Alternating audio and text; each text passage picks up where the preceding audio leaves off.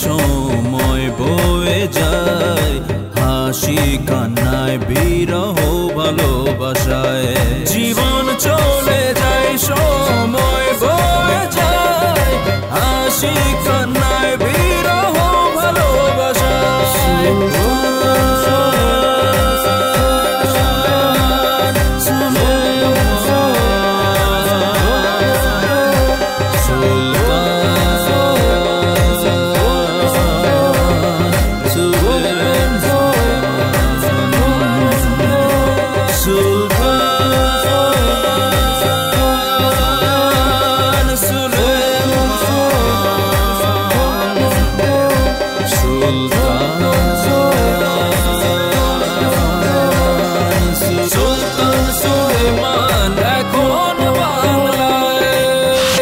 সুলতান সুলেমান এখন বাংলায়।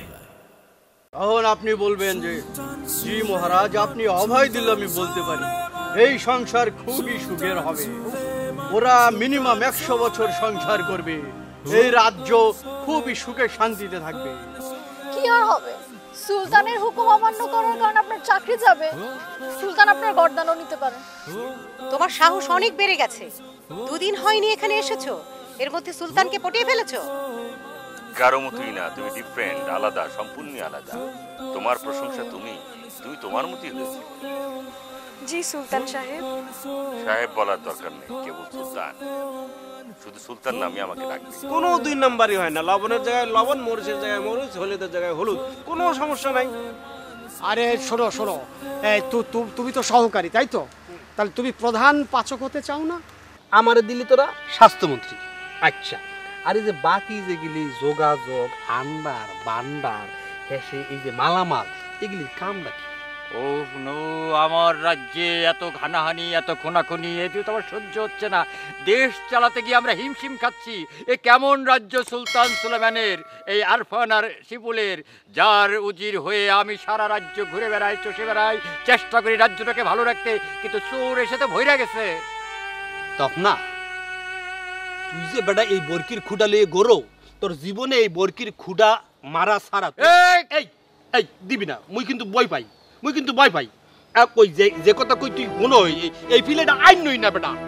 এটা আমার তরবার, এটা কোনো খুঁড়ে না। তুই লইছো কিরফি না বেটা, বরকি নানান জায়গায় ঘুরে বেটা ধান খাইয়ে লাই। ওই যে ওই ফিলে কি একদম চোখ এমন করে ধমক দিন কিরফি নেই মোর, এই যে বুক টকবক টকবক করে লাফিতে আছে। আমি কে? আমনে এই উজির, উজিরে আজম। আজম খান। আবার খান কেন? বলো উজিরে আজম। এরম করেন কিরফিন নে, আমনে তফনা চোরা আর মুই ফরিদ চোরা।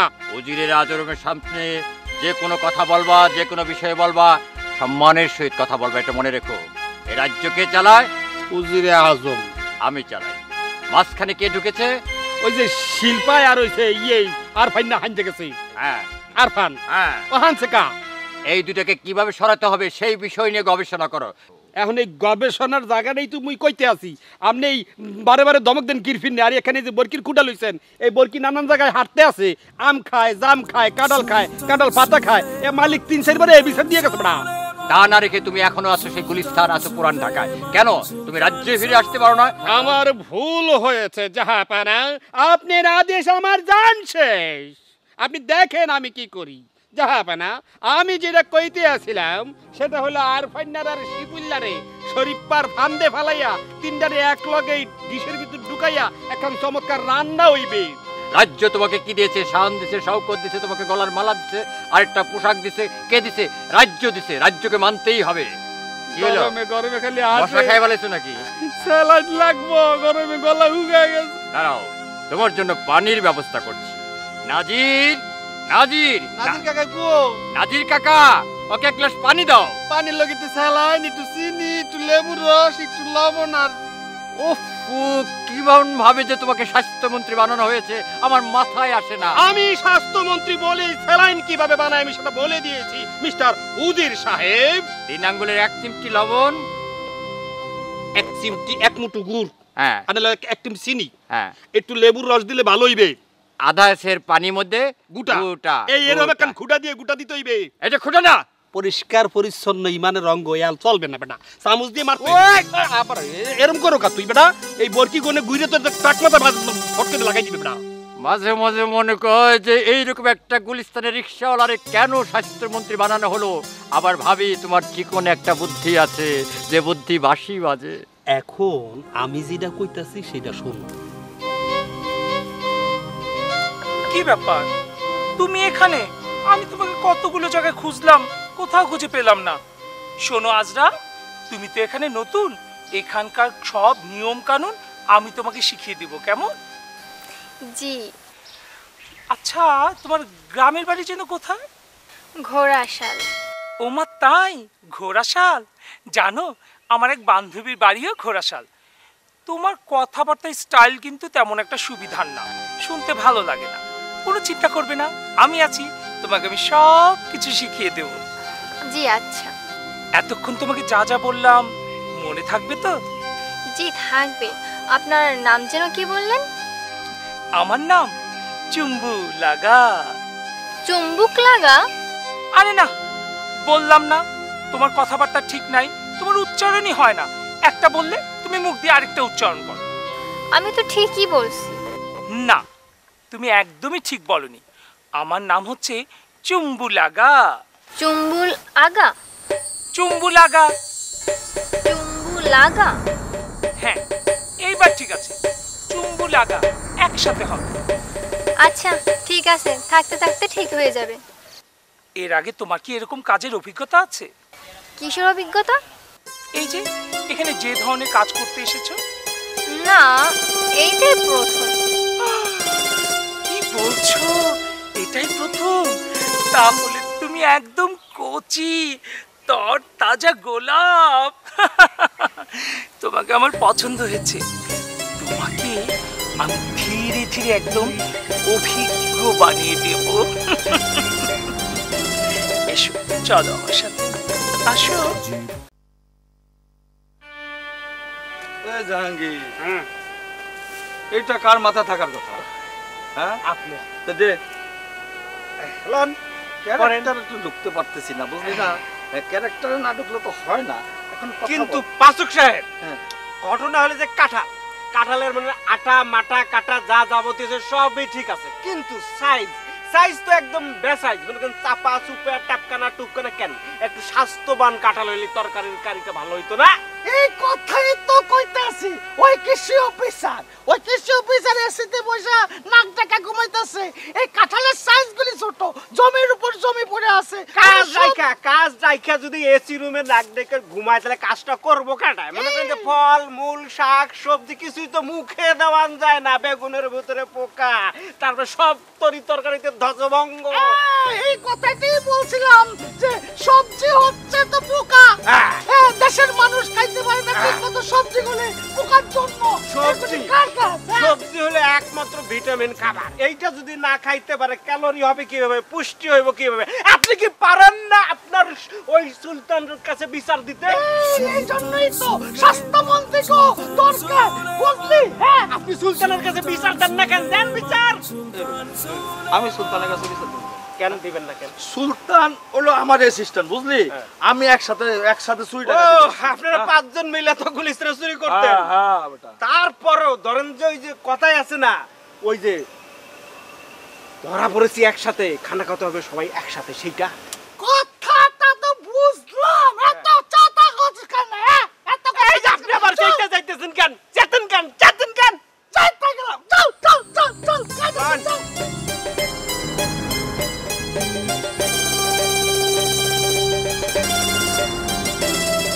মাননীয় মন্ত্রী মহোদয়, উফ কনক, আমি অনেক টেনশনে আছি। তার মধ্যে দিয়ে তুমি কি বিরক্ত করছো আমাকে? আমার মন্ত্রণালয় আমি চালাতে পারছি না। আমি আপনাকে কোনো বিরক্ত করছি না মন্ত্রী মহোদয়। এই গণক হারাদন আপনাকে খুঁজছিল, আপনাকে একটি সুখবর দেওয়ার জন্য। কি বলো গণক হারাদন? আমার মন্ত্রণালয় আমি চালাতে পারছি না, দুর্নীতির অভিযোগ উঠেছে, তাই নিয়ে আমার কত পেরেশানি, কত অশান্তি।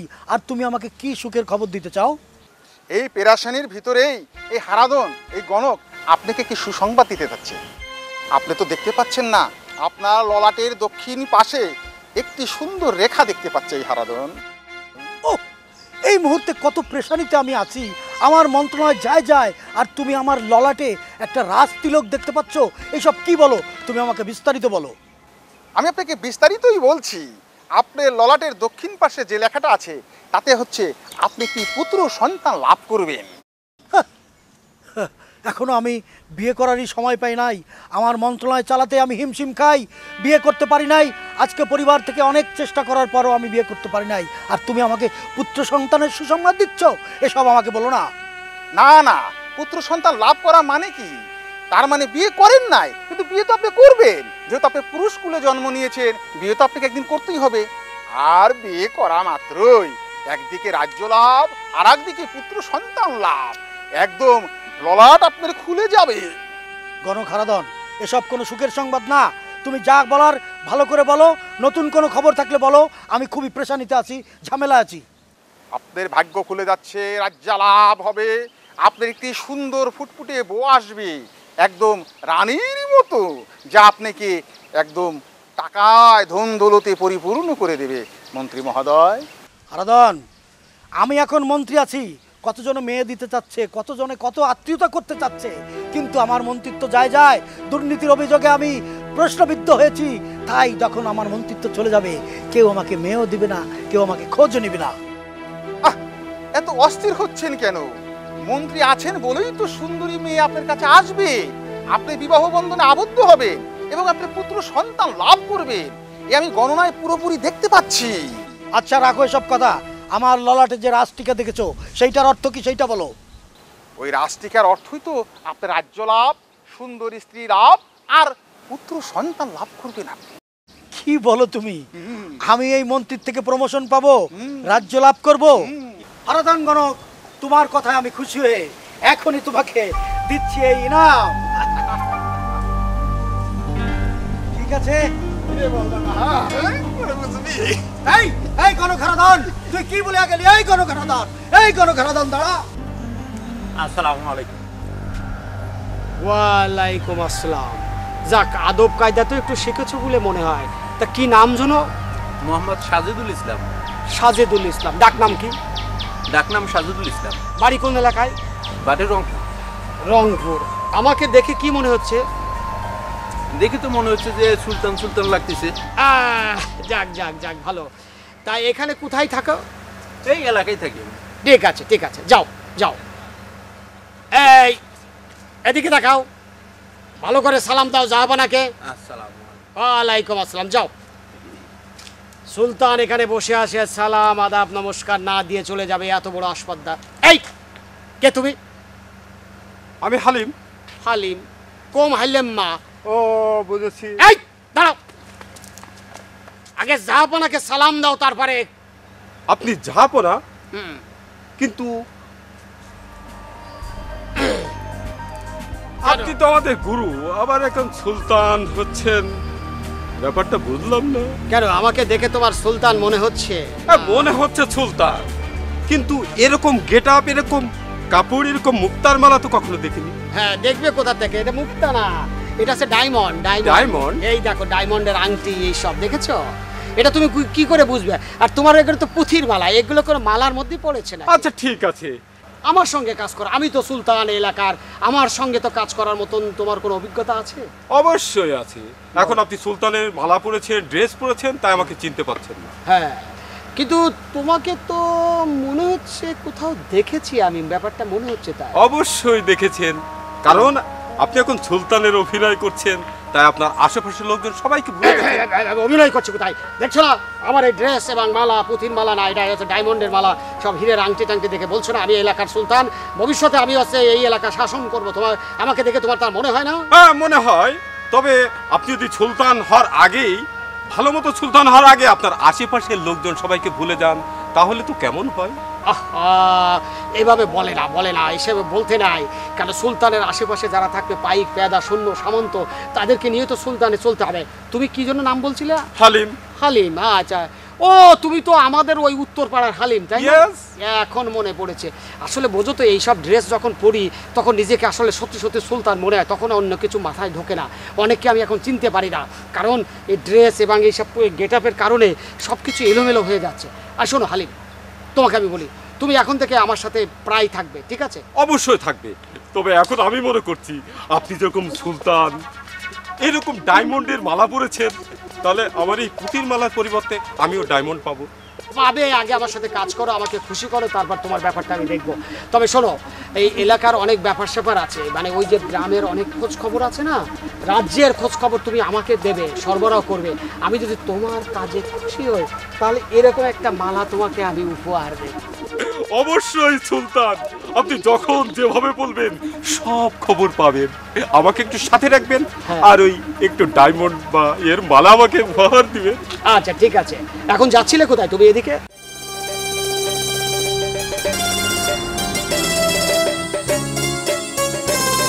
জীবন চলে যায়, সময় বয়ে যায়, হাসি কান্নায় বিরহ ভালো